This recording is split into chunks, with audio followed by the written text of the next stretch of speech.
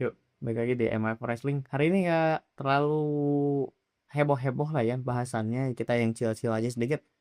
Tapi tetap seputar sport medicine. Jadi pengen bahas hari ini soal CM Punk ya. Karena teman-teman udah tahu juga CM Punk baru aja menangin Undisputed WWE Championship dari Sami Zayn di Raw. Dengan segala ceritanya yang sangat kompleks itu. Tapi yang pengen kita bahas adalah bukan skandal yang sekarang, tapi adalah skandal yang sudah-sudah ya, yang sudah lama ya. Teman-teman udah tahu sendiri ya, di tahun 2014 CM Punk itu cabut dari WWE gara-gara apa? Iya benar, banyak alasan sih ya, tapi intinya memang fokus dari apa yang menjadi keresahan CM Punk itu yang membuat dia cabut dari WWE adalah jadwalnya sangat tidak manusiawi ya. Tapi memang di balik itu banyak banget dramanya, banyak banget apa aja yang terjadi di lapangan dan lain sebagainya. Tapi mungkin yang pengen saya bahas salah satunya adalah soal kesehatan. Sebagaimana topik yang akan saya singgung hari ini. Jadi memang waktu itu kan ceritanya itu di bulan November 2013. Dia itu udah mulai ngeluh di bagian pahanya.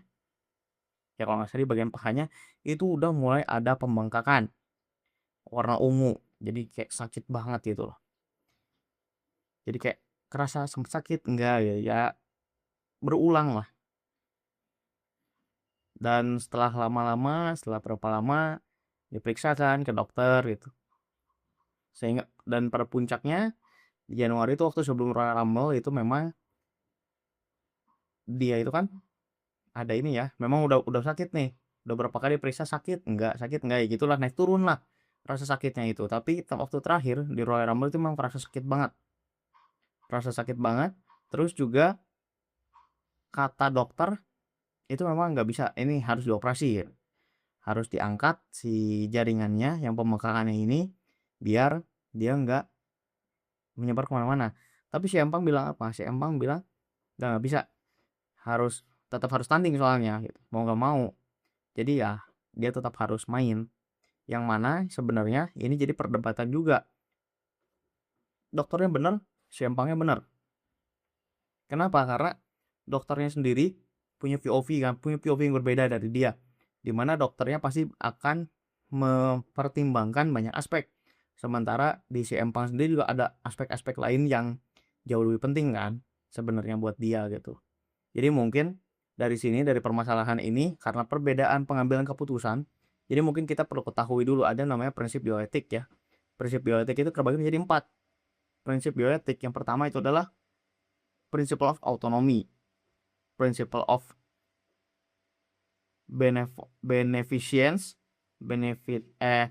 principle of malfeasance, dan yang terakhir adalah justice. Jadi yang pertama itu adalah autonomi ya. Autonomi itu apa? Jadi semua pengambilan keputusan baik yang akan dilakukan maupun yang tidak akan dilakukan. Jadi kan kita punya opsi nih, ada A, B, C, D dan lain sebagainya. Dari sekian banyak pilihan ini mana sih yang paling mungkin dan paling nyaman untuk dilakukan semua orang, baik oleh si pasiennya maupun oleh dokternya. Nah, dari situ kita bisa mengambil keputusan bahwa oh saya pengen ambil ini deh. Oh biar udah silakan ambil keputusan ini, tapi dengan segala resikonya seperti ini. Oke, siap. Nah, itu baru kita bisa menyunjung namanya principle of autonomy. Kemudian yang berikutnya itu adalah principle of beneficence. Beneficence itu gimana? Jadi ya tentu saja yang diambil adalah yang paling banyak keuntungannya dan sebanding nanti dengan yang namanya principle of malfeasance. Malfeasance itu adalah sebuah prinsip di mana loss harm ya. Jadi ketika kita mengambil keputusan tentu saja kita mempertimbangkan baik buruknya ya, seperti yang tadi sudah saya sebutkan di awal. Ketika kita mengambil kalau misalkan kita ambil tindakan begini, hasilnya itu akan begini loh. Jadi keuntungannya begini, kelemahannya begini, dan lebih baik ambil yang mana. Itu kan seperti itu ya. Kemudian yang terakhir adalah principle of justice. Oh, justice itu adil ya. Jadi semua tindakan itu tidak semata-mata memberatkan salah satu pihak saja, tetapi harus sama-sama menguntungkan kedua pihak ya. Balik lagi gitu. Jadi ketika kita melakukan ini, tentu saja tujuannya baik. Jadi ketika pasiennya memaksa untuk ambil ini, tapi memang balik lagi, kalau kata dokternya itu, oh nggak bisa, nggak bisa, ini sudah urgent, keputusannya sudah urgent, harus kita ambil segera, nggak bisa untuk menunggu lama-lama lagi. Tapi di sini pasiennya merasa kayak ah dokternya menekan, nggak bisa deh gitu. Jadi kita harus tetap ambil 4 unsur tadi ya untuk mengambil sebuah keputusan medis di di setiap tindakan yang akan dilakukan. Di dunia medis seperti itu.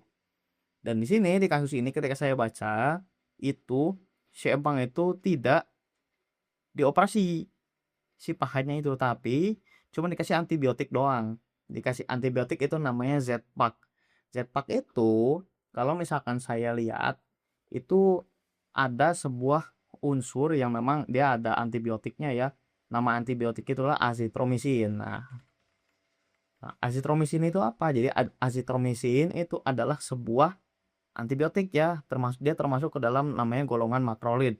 Fungsinya buat apa ya? Untuk penanggulangan infeksi secara umum ya, infeksi yang disebabkan oleh bakteri kayak di pernapasan, kayak di telinga, di kulit dan lain sebagainya itu juga bisa dilakukan dengan konsumsi azitromisin. Seperti mana konsumsi? Ya udahlah itu nanti akan dijelaskan sama dokter. Jadi di sini saya gak akan bilang, oh kalian minum azitromisin ya, bukan ya, bukan kayak gitu ya. Sesat nih kalau misalkan saya bilang kayak gitu. Tapi intinya gini, ketika si dokter itu ngasih azitromisin ya, dikasih antibiotik tadi, itu pertimbangannya apa? Ya, pertimbangannya tadi karena si Sempang nolak untuk dioperasi. Dioperasinya itu karena nggak bisa kalau dioperasi. Kalau dioperasi pasti nggak bisa main kan. Jadi dia tetap harus istirahat dulu.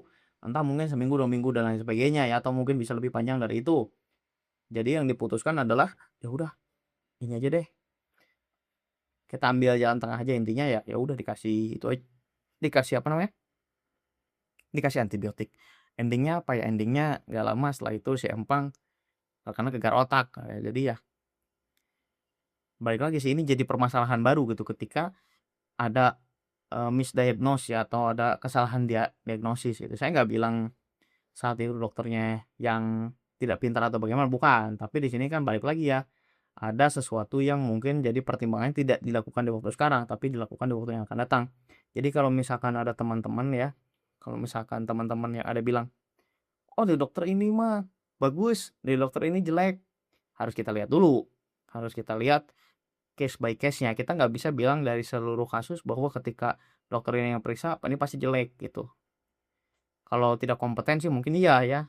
Kalau misalkan memang tidak kompeten. Tapi kalau misalkan kompeten kan kita nggak tahu juga. Who knows what happen next gitu.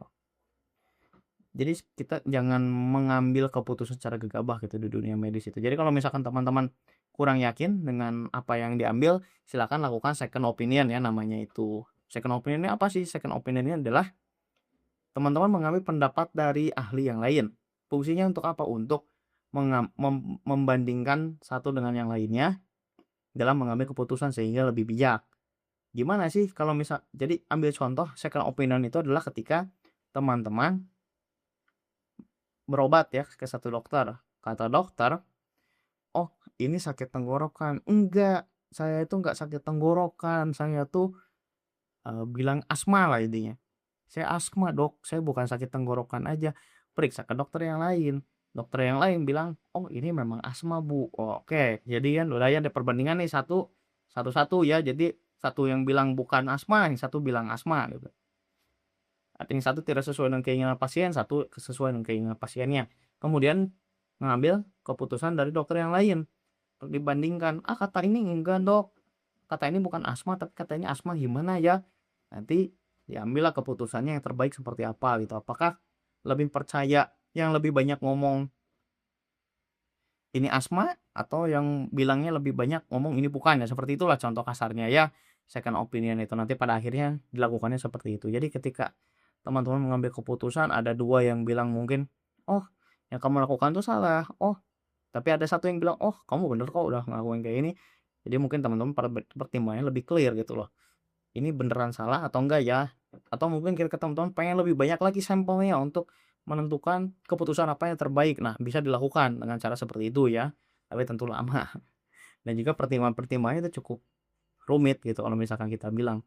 Cuman balik lagi kalau di kasus si Empang tadi, karena kan satu kasusnya urgent ya, dan dokternya juga sama-sama kayak ini bukan urgent lagi, bukan gawat lagi, ini darurat, harus ditata laksana segera. Tapi si Empangnya balik lagi bilang nggak bisa sekarang karena saya harus tanding. Dan ketika terjadi gegar otak, ternyata permasalahannya yang diurus adalah gegar otaknya dulu, bukan si infeksinya dulu. Jadi di sini problemnya justru jadi lebih panjang, sehingga terjadi sengketa antara si empang dengan dokter dokter di WWE, namanya adalah Dokter Chris Aman ya, teman-teman bisa baca sendiri konfliknya seperti apa, itu memang cukup panjang, dan kalau saya bahas ini nggak menyangkut soal sport medicine doang, tapi menyangkut soal hukum kesehatan juga. Yang mana ini topiknya akan sangat panjang kalau kita bahas ya. Tapi intinya yang pengen saya tekankan hari ini adalah mengenai apa yang sudah kita dengar sedikit ya soal kasusnya si Empang. Yang paling penting buat kita sekarang adalah dalam mengambil keputusan itu tidak boleh gegabah. Ambillah keputusan memang kalau misalkan teman-teman merasa ini keputusan kok kurang serg gitu, silakan teman-teman diskusikan. Atau mungkin jika kurang yakin sama yang ngasih saran, tanya aja sama yang kasih saran gitu ya. Kalau misalkan teman-teman berobat sama dokter, tanya aja sama dokternya. Pasti dikasih tahu kayak gimana. Kenapa dokternya mengambil reasoning seperti itu. Jadi nggak usah khawatir ya. Di sini yang pengen saya tekankan adalah seperti itu ya, karena masih banyak orang-orang di sini itu yang bilang, contoh yang paling nyata bagi saya pribadi adalah di Facebook saya itu seperti ada orang yang misalkan memuja-muja instansi medik di tempat lain. Paling gampangnya kasus yang di Pineng gitu kan, kayak oh di Pineng tuh berobatnya bagus ya gini, di Indo tuh jelek ya. Ya kalau saya sih nggak akan mau komen soal enggak kok di Pineng tuh nggak kayak gitu. Oh itu mah di Pineng ini enggak. Yang pengen saya lurus, yang fokus fokus saya untuk meluruskan di sini adalah lebih ke pola berpikir teman-teman aja. Jadi nggak usah membandingkan di satu tempat dan tempat lain itu pasti jelek gitu. Jadi ya balik lagi, kan ini yang merasakan teman-teman. Jadi ketika teman merasa, "Oh, saya sih lebih cocok di sini ya karena begini-begini," ya udah silahkan ambil. Tapi kalau nggak cocok ya udah. Jadi jangan jangan semata-mata membandingkan sesuatu satu dengan yang lain, ketika ada yang satu yang jelek jadi langsung di-judge sejelek-jeleknya, itu nggak boleh ya. Lebih begitu aja sih yang pengen saya tekankan nih di hari ini, karena jujur nggak terlalu banyak yang menarik buat dibahas. Lebih ke karena nggak ada ide yang menarik juga sih buat hari ini. Jadi ya udahlah, kita coba dengan ide ini aja ya. Nanti kalau misalkan ada ide, kritik, saran dan lain sebagainya, silahkan tulis di kolom komen biar nanti kita coba bahas lagi soal apa aja yang terjadi, sehingga kita bisa bahas bersama-sama ya di next video. Mungkin minggu depan atau di waktu-waktu yang lainnya. Nanti juga mungkin akan ada beberapa video-video selingan, kita bahas bukan non gulat, kita bahas berita gulat dan lain sebagainya, atau spekulasi dan lain sebagainya, itu juga nanti akan kita coba bahas ya. Oke, itu aja dulu buat hari ini, semoga kita bisa bertemu kembali di video berikutnya. Sekian.